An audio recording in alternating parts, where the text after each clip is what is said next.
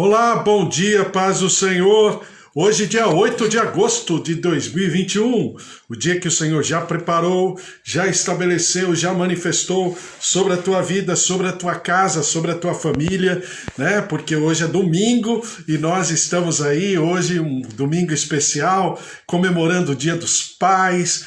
Parabéns para você, papai, vovô, que Deus te abençoe, que o Senhor esteja se derramando sobre a tua vida nesse momento tão especial, tão maravilhoso. E claro, nós vamos orar pelos pais, por todos os pais, nossas famílias, né, nossos lares e aqueles que representam essa constituição de pai, né? Que Deus abençoe a todos vocês, a todos nós, em nome de Jesus, e que o Senhor esteja preparando aí, já está preparando um dia muito especial e maravilhoso em nome de Jesus. Glória a Deus! Bom dia, hoje é domingo e nós continuamos a falar da palavra do Senhor como todos os dias, de domingo a domingo, de segunda a segunda, de terça a terça, de quarta a quarta, enfim, nós estamos sempre falando da palavra do Senhor, lendo a palavra do Senhor, pensando a respeito das coisas do Senhor. E quando a gente começa a ler a palavra do Senhor, a impressão que dá, principalmente para nós que temos o hábito de buscarmos ao Senhor, vamos dizer assim, de uma maneira mais circunstancial, né? Olha, eu estou precisando disso hoje, então eu vou buscar o Senhor porque eu preciso disso hoje.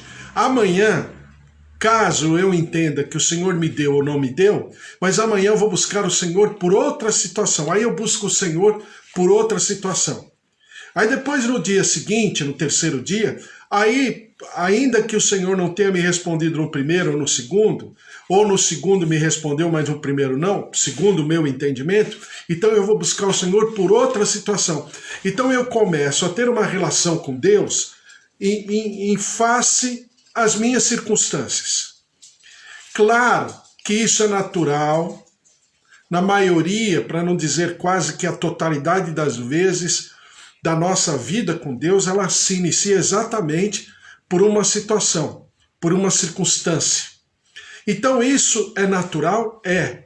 Mas depois de um certo momento, depois de um certo tempo, que nós já conhecemos a Deus, sabemos quem é Jesus Cristo, temos a certeza de que Ele tem uma vida eterna, tem um propósito na minha vida, e eu ainda insistir nessa relação com Deus, né, numa relação de, vamos dizer assim, de necessidade, eu preciso disso.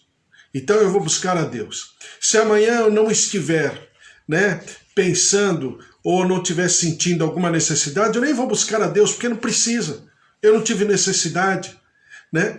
Então esse tipo de relação é uma relação muito superficial e é uma relação preocupante, porque ela, na verdade, não demonstra tudo aquilo que Deus é, tudo aquilo que Deus pode ser na minha vida e principalmente tudo aquilo que Ele quer ser na minha vida.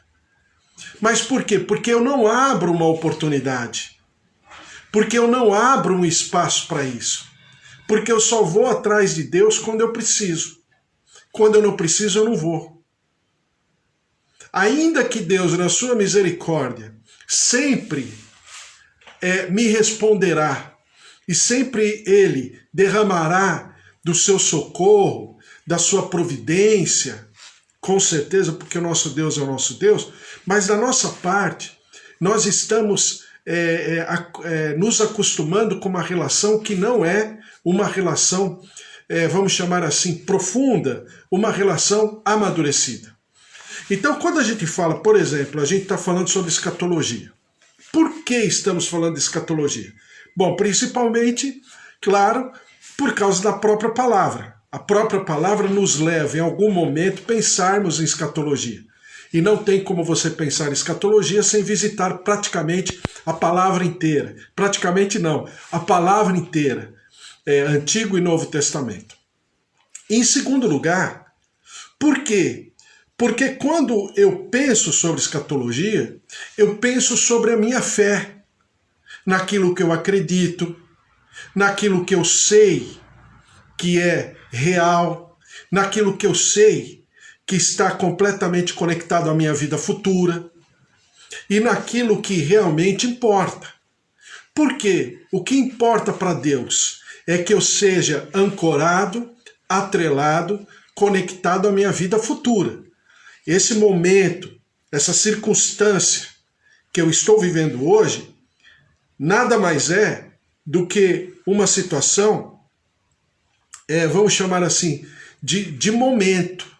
Mas isso não vai permanecer.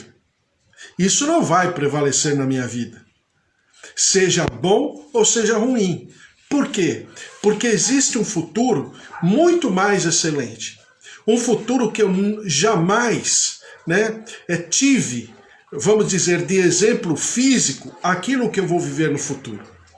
Então, quando eu atrelo, conecto todo o meu entendimento nessa perspectiva divina, então eu começo a viver exatamente uma profundidade de propósito, que é exatamente o meu futuro.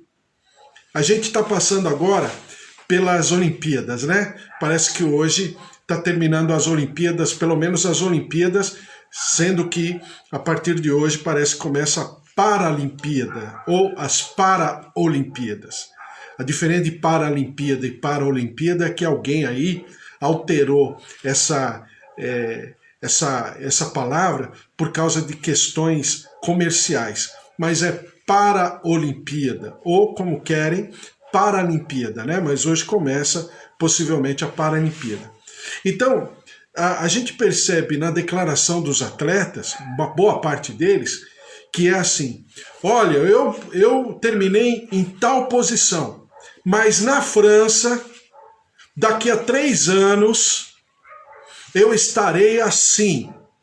Ou seja, o atleta, até para que ele seja saudavelmente preparado, seja no seu psicológico, no seu emocional, no seu físico, no seu organismo, vamos dizer, na sua estratégia de treino, de treinamento, na sua estratégia financeira, material, de propósito, ele já está pensando daqui a 3 anos. E esse sentimento o faz permanecer até a próxima Olimpíada, que será lá na França. Então, daqui a 3 anos, em 2024, em 2024, lá na França. Então perceba que, eu estou tomando de exemplo porque está todo mundo falando de atletismo, de Olimpíada, de seleção, de patrocínio, fazendo, e que tem que ser feito mesmo, faz parte de todo esse contexto, todo esse mundo olímpico, os preparativos, o que os atletas não conseguiram, o que vai conseguir, ou seja, mas tudo isso por quê? Porque existe lá na frente uma próxima Olimpíada. E essa próxima Olimpíada vai fazer com que esses protagonistas hoje estejam completamente focados, forjados, desenvolvidos, capacitados para a França, para Paris, em 2024. Então, e isso é natural, mas isso é muito precioso. Porque o ser humano, ele depende disso para poder gerar vigor, vitalidade, gestacionar um sonho, um objetivo, faz parte integrante da identidade humana. E isso nada mais é uma cópia, até limitada, dentro daquilo que o ser humano tem que ter no seu coração em relação ao final dos tempos. As questões concernentes àquilo que o Senhor tem para promover e para estabelecer sobre e através das nossas vidas. Se um atleta consegue pensar dessa maneira, e aqui eu não estou falando nada de religião, nada disso, mas ele precisa se preparar, se forjar, se capacitar, focar para daqui a 3 anos, exatamente a mesma coisa nós como cristãos precisamos pensar. Essa coisa do imediatismo, da circunstância, daquele momento, do contexto. É necessário? Claro que é, ninguém está falando que não seja, mas não é o principal. O principal é aquilo que eu viverei, é aquilo que tem para mim reservado. Quando eu fechar os olhos aqui na terra, como será? O que acontecerá? Então eu preciso pensar nisso hoje, agora, já, junto com você. Então nós, como igreja, temos que pensar no nosso coletivo, na nossa comunhão, exatamente sobre princípios e patamares espirituais que nos levem, nos exercitem, nos desenvolvam, nos capacitem para viver esse futuro. Eu sempre falo para você que o nosso Deus é um ser futurista. Ele sempre está olhando para frente. Ele sempre está um passo à frente. Ele sempre está me levando a pensar à frente. Então, quando eu falo de escatologia, eu não estou apenas reverberando noticiário. Olha, porque vai acontecer, porque o mundo vai acabar, porque a guerra, a terceira guerra mundial, porque essa pandemia, não obstante tudo isso ser importante nos temas da escatologia, mas o principal é, eu preciso me preparar para o futuro. Não é assim que a gente fala para os nossos filhos quando eles estão em desenvolvimento na sua adolescência? Olha, você precisa preparar para o futuro. Não é assim? Nós falamos em relação aos estudos, nós falamos em relação à futura família, nós falamos em relação a como cidadão brasileiro, como cidadão também do mundo, né? Então a gente sempre fala a respeito. Isso não é diferente em relação ao nosso convívio com Deus, é exatamente a mesma coisa. Então, falar de escatologia nos leva a pensar dessa maneira. Bom, então, agora falando sobre, mais uma vez, dentro de todo esse tema, falando sobre os acontecimentos, e agora, como a gente já passou por vários temas dentro desse tema maior chamado escatologia, então eu vou falando agora de uma maneira, vamos dizer assim, a nós pontuarmos o que significa os eventos e os acontecimentos. Por quê? Porque agora que a gente já passou detalhadamente por alguns deles, não todos, mas algum deles, então a gente já começa a entender, e isso é maravilhoso para a nossa fé, para o enriquecimento da nossa fé, para o alimentar da nossa inteligência de fé, para que nós possamos permanecer e prevalecer, porque sabemos que existe um futuro, e um futuro maravilhoso em nome de Jesus, tá? Então vamos lá. Primeiro, o que vai nortear os últimos acontecimentos? Bom, será principalmente a grande tribulação. E eu sempre falo para você, isso na maioria dos livros nem tem. Eu que estou falando, né? Não obstante estarmos passando por uma tribulação, não significa com isso que estejamos na grande tribulação. Porque Jesus fala grande, isso significa que existem tribulações menores, que é, por exemplo, na nossa geração, na nossa era, isso que nós estamos passando aqui. Existe uma série de situações, principalmente a respeito dessa pandemia, as suas consequências, não pela enfermidade somente, mas por tudo que a enfermidade está reverberando na sociedade mundial, né? Questões psicológicas, questões emocionais, questões financeiras, questões materiais, uma série de coisas. Ou seja, esse vírus ele está provocando uma série de consequências que talvez, dizem alguns estudiosos, passem anos para poder reconstruir e restaurar exatamente o que esse vírus está causando, seja na economia, seja na sociedade no geral, sociedade humana, seja nos países, seja em relação, por exemplo, aqui no Brasil, ao desemprego, a miséria, a pobreza, aos estudos, à educação, à cultura, uma série de temas, né, que estão sendo totalmente ressignificados exatamente por causa da pandemia. Então, isso que nós vivemos é uma tribulação. A Bíblia fala lá em Mateus, que a gente já leu, que são rumores de guerra e são também situações de miséria, de fome e de pestilência, né? Que é esse momento que nós estamos falando. Mas Jesus chama isso de princípio das dores. Eu chamo, não discordando de Jesus, é princípio das dores, mas eu chamo isso de tribulação. Tá? Por quê? Porque é uma situação extrema, né? Se não nos atinge de maneira direta em relação à pandemia, que muitos de nós somos atingidos por causa da pandemia em si, e seja também dos resultados das outras pandemias que essa pandemia está causando. Tá? Então, dentro disso, existe o momento da grande tribulação. Quer dizer, a tribulação vai andando, princípio das dores, irmãos contra irmãos, filhos contra pais, né? Nações contra nações, que não é uma guerra, mas é uma situação um tanto quanto, vamos dizer, uma guerra fria entre as nações. Por exemplo, isso que aconteceu, eu sempre cito, né, a Inglaterra, quando abre as fronteiras para todos os países, menos para a França.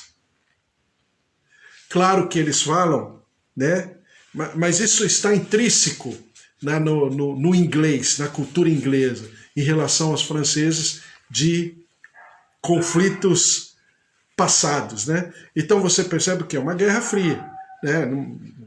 E você percebe isso em muitos momentos, em vários países, né? Por exemplo, agora eu falo de maneira diplomática, né? Por exemplo, essa animosidade entre Argentina e Brasil, entre Argentina e Uruguai, né? Essa animosidade que tem entre México e Estados Unidos, né? Você perceba que tem sempre uma certa, né, russos e os ucranianos, né? Você tem sempre essa animosidade, um tanto quanto enrustida, mas existe, né? Japoneses e sul-coreanos, japoneses e chineses. Você vai lá na história, você lê a respeito. Não dá para eu falar tudo, mas só para a gente entender que existe. Então, a Bíblia chama isso, e Jesus pontua muito bem, como rumores.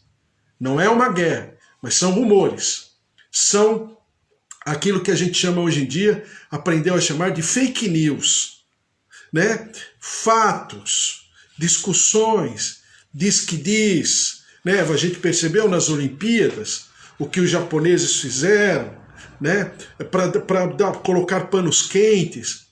Quando foi a entrada dos sul-coreanos, eles colocaram a Grande Coreia, quer dizer, para agir diplomaticamente em relação à Coreia, aquele pé atrás que os sul-coreanos têm com os japoneses, né? Os chineses, nas acomodações, tiveram acomodações melhor. Então você tem toda né? Você percebe no cotidiano, no dia a dia, o que os chineses fazem com os habitantes de Hong Kong. Então toda essa situação, você perceba que é uma tensão.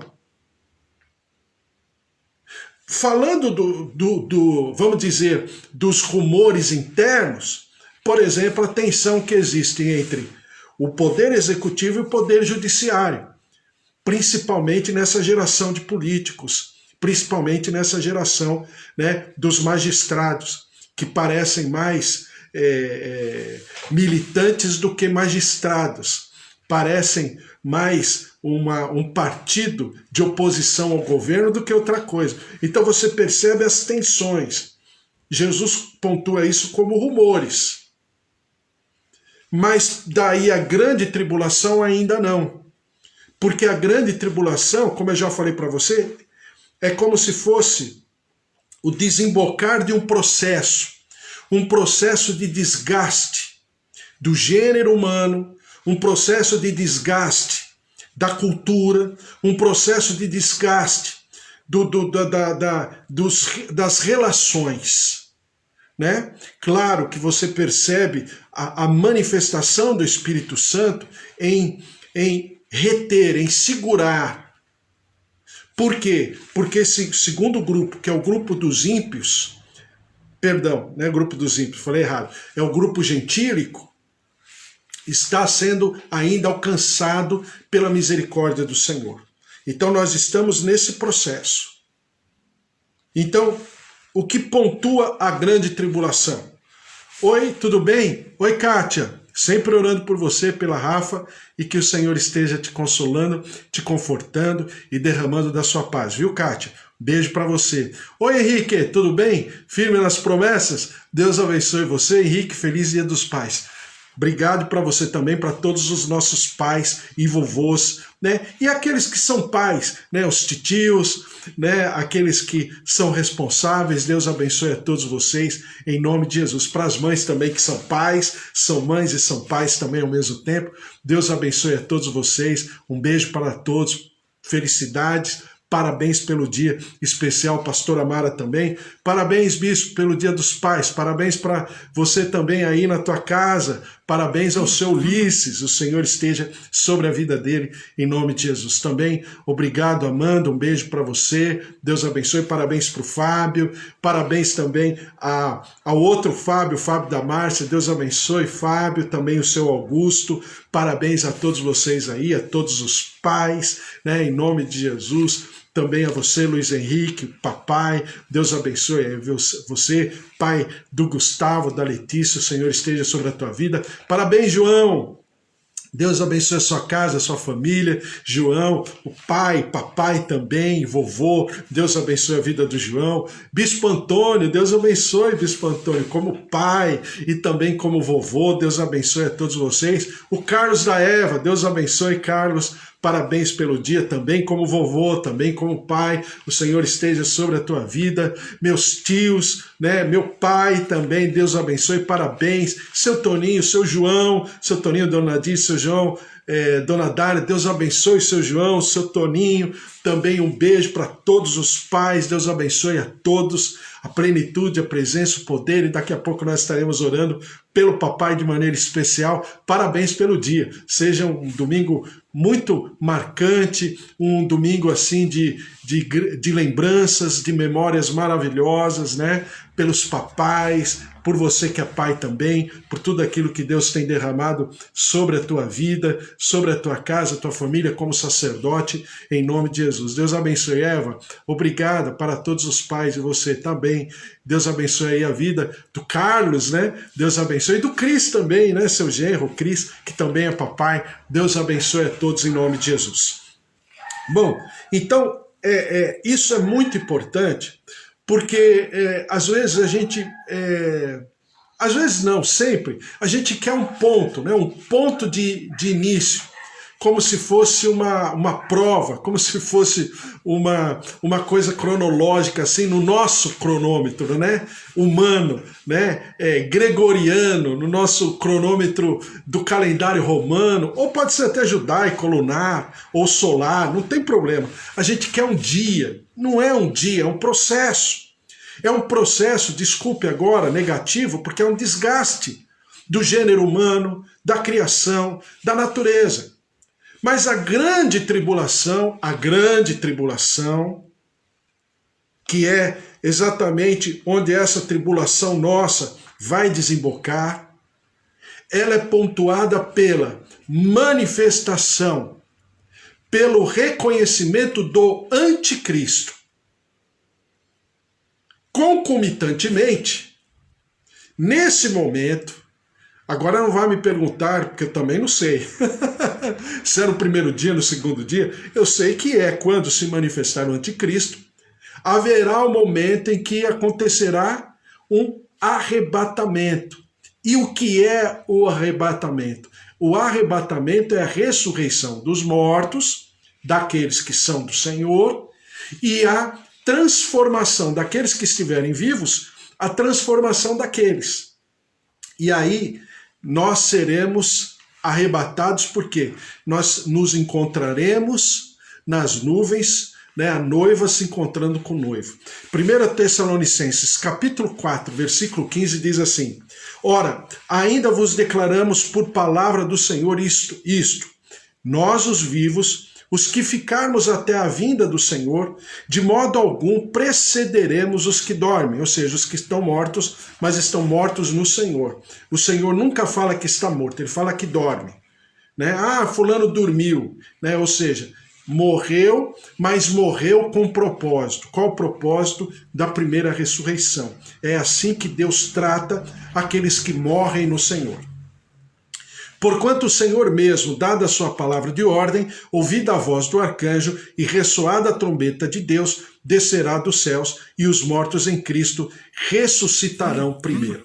Então, ressoada a trombeta, não é a trombeta, aquela trombeta do Apocalipse, né? Alguns colocam como sendo a primeira trombeta. Não, essa trombeta já está dentro de uma condição de grande tribulação, tá? Trombetas, selos, né? Tá tudo ligado à grande tribulação. Aqui não.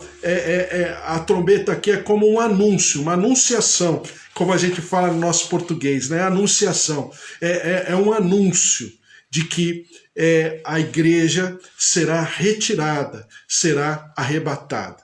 Volto a repetir, conforme aquilo que a gente entende profeticamente no Antigo Testamento. Elias, Eliseu, Noé e Enoque, Moisés e Josué, né? Então você tem essas figuras do Antigo Testamento, tá? Descerá dos céus e os mortos em Cristo ressuscitarão primeiro. Depois nós, os vivos, os que ficarmos, seremos arrebatados juntamente com eles entre nuvens para o encontro do Senhor nos ares, e assim estaremos para sempre com o Senhor. Então, significando que nunca mais nós nos separaremos de Jesus, até de maneira física. Agora estaremos permanentemente com o Senhor Jesus. 1 Coríntios, capítulo 15, versículo 50 diz: isto afirma, irmãos, que a carne e o sangue não podem herdar o reino de Deus, nem a corrupção herdar a incorrupção. Eis que vos digo, um mistério, nem todos dormiremos, mas transformados seremos todos, no momento, no abrir e fechar dos olhos, ao ressoar da última trombeta. A trombeta soará, os mortos ressuscitarão, incorruptíveis, e nós seremos transformados, porque é necessário que este corpo corruptível se revista de incorruptibilidade, e que o corpo mortal se revista da imortalidade. E quando este corpo corruptível se revestir de incorruptibilidade e o que é mortal se revestir da imortalidade, então se cumprirá a palavra que está escrita: tragada foi a morte pela vitória. Né? Então é exatamente a concretização dessa palavra profética de que desde os profetas antigos, desde os livros históricos, o Senhor vai pontuando a cada geração que um dia haverá o resgate, a redenção plena de todos aqueles que servem ao Senhor Deus. Então, isso precisa ficar muito claro no nosso coração. Isso precisa acalentar, apaziguar a nossa ansiedade, o nosso desespero. É fácil? Claro que não. Está aqui um que precisa sempre trabalhar essa situação na minha vida. Claro, não é fácil. Mas isso não significa que o Senhor não deseje e que o Senhor não coloca na sua palavra toda a condição para que eu ande, para que nós andemos dessa maneira, né? Como diz a palavra do Senhor lá no livro de Abacuque e outros textos também, que nós sejamos como carneiros montanheses, de montanha, né? Por quê? Porque eles pulam, eles se alegram. Aí você fala você vê aquelas montanhas todas, né? Quase que a 90 graus. E aqueles carneiros pulando de um lado para o outro nem percebem, parece que eles não percebem que estão sobre precipícios, né? Então nós precisamos viver dessa maneira, em alegria no Senhor, que o Senhor nos capacita. como os carneiros monteses, né? E diz a palavra em Apocalipse capítulo 14, versículo 6, vi outro anjo voando pelo meio do céu, tendo um evangelho eterno para pregar aos que se assentam sobre a terra e a cada nação, tribo, língua e povo. Então você percebe o quê? Que haverá um arrebatamento, mas isso não significa que aqueles que permanecerem não sejam alcançados se quiserem. Mas aqueles, e aqui eu não falo de uma segunda chance, mas é para aqueles que ainda não se converteram, né? Os que se converteram de fato serão arrebatados. E aqueles que não tiveram ainda todo o espaço, todo o ambiente para ouvir do Evangelho, ainda terão um certo, vamos dizer assim, um momento para isso. Mas isso não significa que seja a segunda chamada. É para aqueles que ainda, por alguma razão, não tiveram contato com o Evangelho. De fato. Por exemplo, o primeiro grupo que eu sempre falo para você. Apocalipse capítulo 20, versículo 4 diz assim: vi também tronos, e nestes sentaram-se aqueles aos quais foi dada a autoridade de julgar. Vi ainda as almas dos decapitados por causa do testemunho de Jesus, bem como por causa da palavra de Deus. Tantos quantos não adoraram a besta, nem tampouco a sua imagem, e não receberam a marca na fronte e na mão, e viveram e reinaram com Cristo durante 1000 anos. Então, esse povo, em algum momento, até mesmo alguns dentro da própria grande tribulação, se encontrarão com o Senhor Jesus. Por quê? Porque é aqueles que reinarão. E a Bíblia fala que eles terão tronos. Porque a gente já leu em 1 Coríntios, que a gente eu não coloquei aqui, mas que nós julgaremos aos povos, às nações e aos anjos. Tá certo? Então, essa linha de raciocínio que eu preciso, se possível, desenvolver, aprender, me lembrar, trazer à memória sempre. Então, o Senhor sempre terá destinado um ambiente de proteção, de preservação para aqueles que servem ao Senhor. Lembre-se, traga sempre sobre a tua memória isso. É importante para a tua saúde emocional, a tua saúde física, a tua saúde psicológica, para que você consiga permanecer andando como os carneiros monteses, tá bom? Vamos orar, vamos colocar tudo isso sobre a palavra do Senhor, sobre a presença do Senhor, mas também sobre a nossa vida, né? Eu estou agora só falando da ordem dos acontecimentos. Por quê? Porque eu creio que agora que a gente entendeu tanta coisa, a gente precisa falar a síntese de tudo isso. Então, a ordem dos acontecimentos. Então, estamos dentro da grande tribulação, que é o início, vamos dizer assim, de todas as coisas, a partir da manifestação do anticristo, e do outro lado, enquanto concomitantemente o anticristo é identificado, segundo o que Paulo diz, né, segundo a eficácia de Satanás, lá em Tessalonicenses,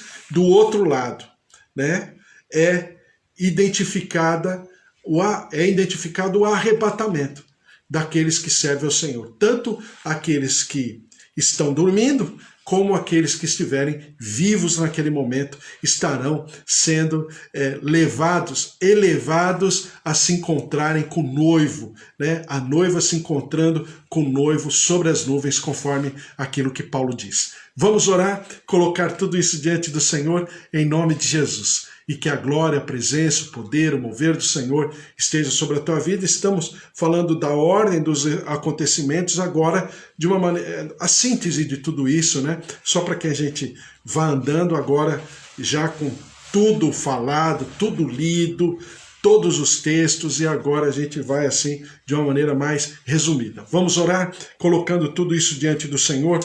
Nós somos como aqueles que esperamos, aguardamos esse dia maravilhoso, nessa expectativa, aquilo que eu sempre falo, né? Até o Senhor Jesus fala que estaria em jejum, né? E a Bíblia fala que ele só se alimentará e tomará do cálice e comerá do pão agora nas bodas do Cordeiro. É como se ele estivesse em consagração, em jejum, né? Nos aguardando para estarmos juntos nessa festa maravilhosa. Glória a Deus. É por isso que eu falo que essa festa é tão importante. Não tem como eu atrelar, achar que é o único acontecimento, o arrebatamento e a volta do Senhor Jesus. Não.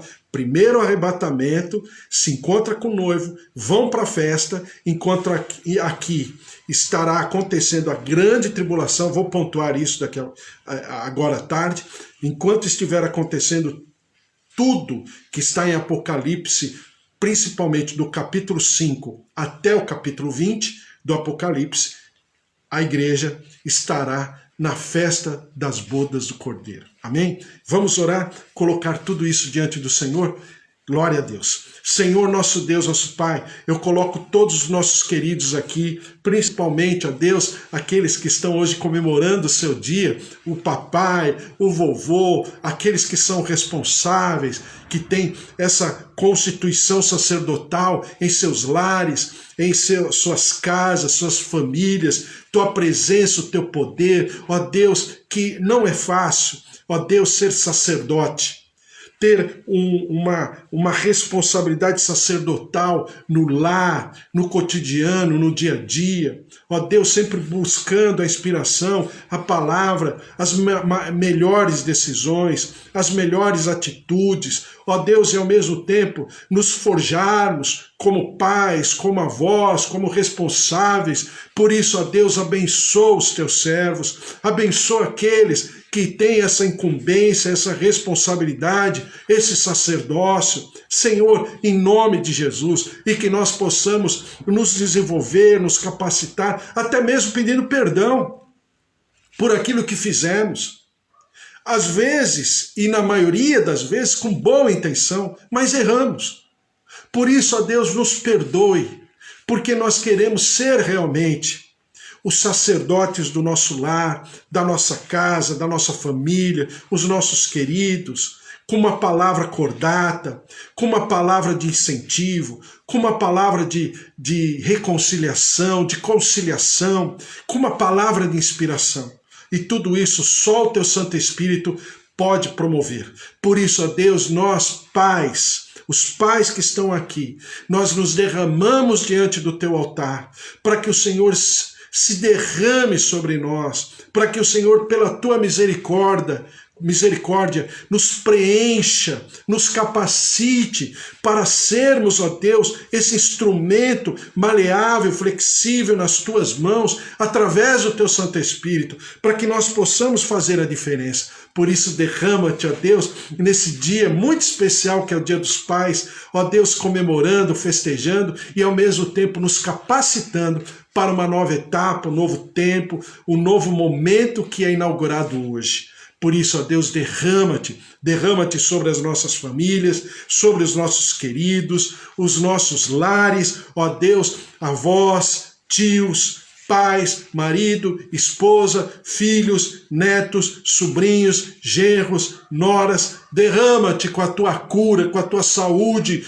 vem com o teu bem-estar, com o teu consolo, com o teu conforto, como eu falava com a Kátia, também, ó Deus, com todos aqueles nossos queridos, a Elizabeth, ó Deus, que perdemos os nossos queridos nesse tempo tão difícil, tão desgastante, tão triste, tão angustiante, mas ao mesmo tempo o Senhor tem derramado da tua paz, o Senhor tem derramado da tua presença, e nós, ó Deus, te glorificamos por isso. Dá continuidade à tua obra, move-te dos céus, curando-nos também no nosso corpo, curando-nos, ó Deus, no nosso emocional, nos nossos sentimentos, trazendo da tua paz, e nós daremos sempre ao Senhor todo louvor, toda honra e toda glória. Te pedimos pelo nosso país, pelo nosso Brasil, Senhor, em momentos tão difíceis de discussão, de conflitos, ó Deus, pessoas venais, pessoas, ó Deus, que têm no seu comportamento